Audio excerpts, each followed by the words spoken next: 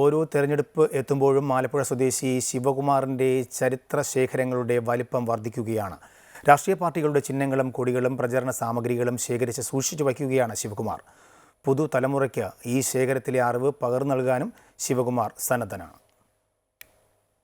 ആലപ്പുഴ കിടങ്ങാമ്പറമ്പ് സ്വദേശി ശിവകുമാർ ഇപ്പോൾ Hindustan scout and guides association കേരളയുടെ സംസ്ഥാന ട്രെയിനിംഗ് കമ്മീഷണറാണ്. എന്നാൽ ജഗ്ഗു എന്ന ശിവകുമാർ തന്റെ ചരിത്ര സൂക്ഷിപ്പുകൾ ആരംഭിച്ചത് 1987-ൽ.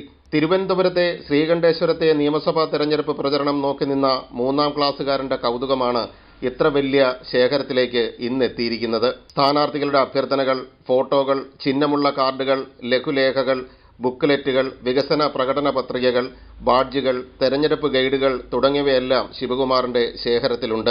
91-ലായപ്പോഴാണ് ശരിക്കും ഇതിനൊക്കെ കുറച്ച് നമുക്കിങ്ങനെ എഴുതി വെക്കാം, ഡീറ്റെയിൽസൊക്കെ എഴുതി വെക്കാം എന്നുള്ളൊരു തോന്നലുണ്ടാകുന്നത്. അപ്പം അന്ന് മുതലുള്ള ഒരു ലോക്സഭാ തെരഞ്ഞെടുപ്പും അതിന് ശേഷമുള്ള നിയമസഭകളുടെ തെരഞ്ഞെടുപ്പ് ഇതൊക്കെ അന്നത്തെ ഒരു കൗതുകമുള്ള രീതിയിൽ എഴുതി വെക്കുമായിരുന്നു. ചിഹ്നങ്ങളൊക്കെ ഒന്ന് വരച്ചു വെക്കുമായിരുന്നു. ഏതൊക്കെ പാർട്ടികൾ എന്തൊക്കെ ചിഹ്നങ്ങളാണ്, അങ്ങനെയൊക്കെ തോന്നിയിട്ടുള്ളൂ.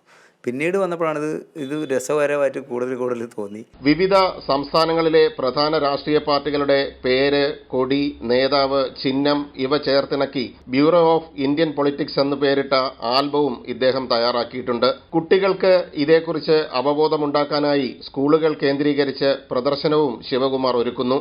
അന്യം നിന്നു പോകുന്ന രാഷ്ട്രീയ പ്രസ്ഥാനങ്ങളെക്കുറിച്ചുള്ള വിശദ വിവരങ്ങളും ശിവകുമാറിന്റെ പക്കൽ ഭദ്രം.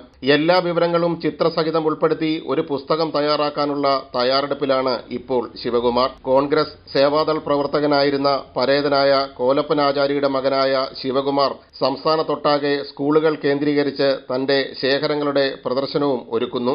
ഇനിയുള്ള ദിനങ്ങൾ ശിവകുമാറിന് തിരക്കിന്റേതാണ്. പുതിയ തെരഞ്ഞെടുപ്പ് പ്രകടന പത്രികകളും പാർട്ടികളുടെ വാഗ്ദാനങ്ങളുമടക്കം ശേഖരിക്കണം. അവയെല്ലാം ക്രമപ്പെടുത്തി സൂക്ഷിക്കണം. പുതുതലമുറയ്ക്ക് അത് അറിവായി പകരണം. അമൃത ന്യൂസ്, ആലപ്പുഴ.